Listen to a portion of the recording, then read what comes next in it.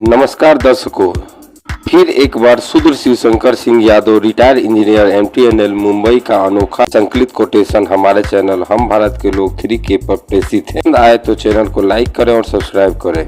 आज का शीर्षक है महाशिवरात्रि पर्व और कांवड़ यात्रा। वो अपनी किताब में लिखते हैं, कई साल पहले की बात है।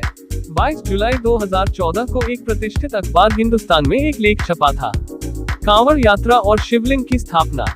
इस लेख के अनुसार रावण ने हिमालय की गुफा में शिवजी की घोर तपस्या करते हुए अपने एक एक सिर तलवार से काटकर उनके सामने अर्पण कर रहा था।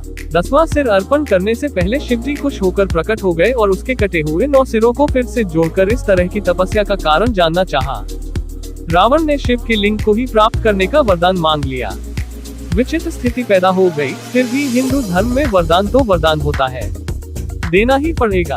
एक शर्त पर शिवजी लिंग देने को तैयार हो गए कि इस लिंग को किसी भी सूरत में कहीं भी जमीन पर नहीं रखना होगा, अन्यथा जहां कहीं भी इसे रख दोगे वहीं ये स्थापित हो जाएगा। शर्त मंजूर करते हुए रावण लिंग को लेकर चल दिया। सभी देवताओं को चिंता होने लगी और वे सभी लोग विष्णु भगवान के पास गए। विष्णु ने गंगा, जमुना और सरस्वती तीनों नदियों को ऑर्डर दिया कि तुम तीनों रावण के पेट में प्रवेश कर जाओ। वे तीनों रावण के पेट में घुस गईं। रास्ते में ही अब रावण को बहुत तेज पेशाब लगी। साथ चल रहे गौरिया के वेशधारी विष्णु को रावण ने जमीन पर न रखने की शर्त पर लिंग सौंप दिया और पेशाब करने चला गया। स्वाभाविक है, नदियों का पानी था तो पेशाब इतनी हुई कि वहां एक सरोवर बन गया जिसे शिवगंगा कहा जाता है। पेशाब करने में थोड़ी देर भी हो गई। गौरिये ने शिवलिंग को वहीं जमीन पर रख दिया। लौटने पर रावण को बहुत गुस्सा आया और उसने गुस्से में लिंग पर ही एक जोरदार हाथ जड़ दिया। शिवलिंग आधा धंस गया और वहीं स्थापित हो गया। हिंदुस्तान के अनुसार जहां लिंग स्थापित हुआ उसे वैद्यनाथ धाम कहा जाता है। ये भगवान शंकर के 12 ज्योतिर्लिंगों में से एक बताया जाता है। सवाल उठता है कि अन्य 11 ज्योतिर्लिंग कहां और कैसे स्थापित हुए। कांवड़ यात्रा शूद्रों को मंदबुद्धि साबित करने का पर्व है। कांवड़ यात्रा हिंदुओं का बहुत बड़ा मूर्खतापूर्ण पर्व है। अधिकतर लोग बिना सही जानकारी के शिवलिंग पर कांवड़ के द्वारा गंगा नदी से जल लाकर जलाभिषेक करते हैं। सोशल मीडिया से सर्वे करने पर यह भी मालूम पड़ा कि इसमें सिर्फ शूद्र समाज के मंदबुद्धि, गरीब, लाचार, मजदूर आदि ही शामिल होते हैं, जिनके दिमाग में ये बैठा दिया गया है, ये अपने आप बैठ गया है कि उनकी गरीबी और बदहाल जिंदगी से उद्धार भोलेनाथ की शरण में जाने से हो सकता है। जब कांवड़ यात्रा इतना फलदायी है तो शूद्रों को यह एहसास क्यों नहीं हो रहा है कि उन्हीं के समाज के नेता, विधायक, सांसद, मंत्री, IAS, IPS, कलेक्टर, SP आदि उनके साथ कांवड़ यात्रा में शामिल क्यों नहीं होते जा रहे हैं।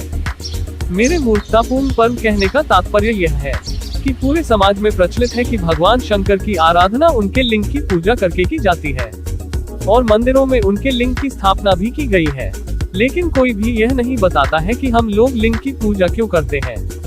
इसकी चर्चा भी घर परिवार या समाज में कहीं नहीं होती है। बहुत से लोग तो लिंग का मतलब भी नहीं समझते हैं। सिर्फ यही प्रचार किया जाता है कि भगवान शंकर जी सृष्टि के रचयिता हैं और उनकी आराधना करने से इच्छानुसार फल प्राप्ति होती है। हिंदू धर्म में शिवलिंग पूजा का सबसे बड़ा सिद्धांत है कि धर्म और भगवान पर तर्क मत करो, जानो मत, सिर्फ मानो। शिवलिंग पूजा हिंदू धर्म के इस सिद्धांत का जीता जागता उदाहरण है। इसके विपरीत अम्बेडकरवादियों को भला बुरा इसलिए कहा जाता है कि वे कहते हैं पहले जानो, परखो, फिर मानो।